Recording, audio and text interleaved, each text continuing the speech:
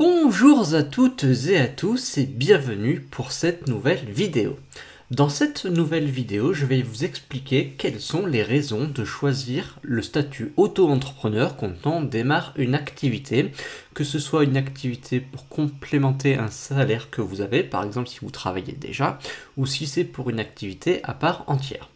Donc il faut savoir que le statut auto-entrepreneur existe déjà depuis maintenant quelques années, et que désormais il a changé de nom en fait depuis quelques mois. Il s'appelle désormais le statut micro-entrepreneur. Et dans cette vidéo, je vais vous expliquer quelles sont les raisons qui peuvent vous pousser à choisir ce statut plutôt qu'une entreprise classique. Alors la première raison, c'est que c'est un statut qui est facile à mettre en place, il se fait 100% en ligne. C'est-à-dire que vous allez sur le site de l'auto-entrepreneur, donc qui est désormais rattaché à l'URSSAF puisque le RSI a été supprimé. Vous remplissez le formulaire adéquat, vous fournissez en pièces jointes les pièces qui sont demandées et c'est tout. Vous recevrez donc sous quelques jours votre numéro de SIRET et ce qui confirmera la création de votre micro-entreprise. Donc contrairement à d'autres statuts, vous n'avez pas de statut à rédiger. Donc pas d'annonce légale à publier, et ça c'est vraiment important puisque du coup, la mise en place de ce statut est gratuite, puisqu'elle se fait 100% dématérialisée, il vous faudra simplement une connexion internet. La deuxième raison, c'est que les cotisations sociales sont calculées en fonction de votre chiffre d'affaires et de type de vente. Donc imaginons que ce mois-ci vous avez fait un chiffre d'affaires de 2000 €, eh bien vos cotisations sociales seront calculées sur ce chiffre d'affaires-là et non sur les bénéfices que vous réalisez. Donc ça, c'est vraiment à prendre en compte lorsque vous allez établir vos prix pour que vos marges quand même soient plus importantes que vos cotisations sociales. Donc ça, il faut vraiment que vous preniez en compte cela quand vous établissez vos prix. Et justement, en parlant de cotisations sociales, il faut savoir qu'il y a une aide qui est très connue et qui est facile à mettre en place, c'est l'ACRE, qui vous permet de réduire de manière importante vos charges sociales pour les 2 premières années, voire les 3 premières années en fonction de votre chiffre d'affaires. Donc ça, c'est une aide qui est spécifique aux chômeurs et aux repreneurs d'entreprise, et que vous pouvez évidemment donc faire si vous remplissez ces critères. Il me semble qu'elle est aussi disponible pour les étudiants en dessous de 25 ans. Donc ça, c'est quelque chose que je vous recommande, c'est juste un formulaire à remplir et à retourner.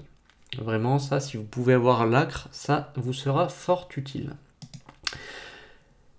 Il faut savoir aussi que la micro-entreprise est exonérée de CFE la première année, donc la CFE c'est la cotisation foncière des entreprises, et qu'à compter de 2019, toutes les micro-entreprises ou entreprises qui génèrent moins de 5000 € de chiffre d'affaires par an seront totalement exonérées.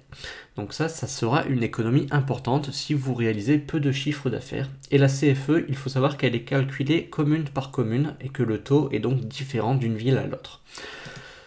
Cinquième point, il faut savoir que le seuil de chiffre d'affaires qui vous permet de rester dans ce statut dépend de votre type de vente. Donc 170 000 € pour la vente de marchandises et 70 000 € pour les services.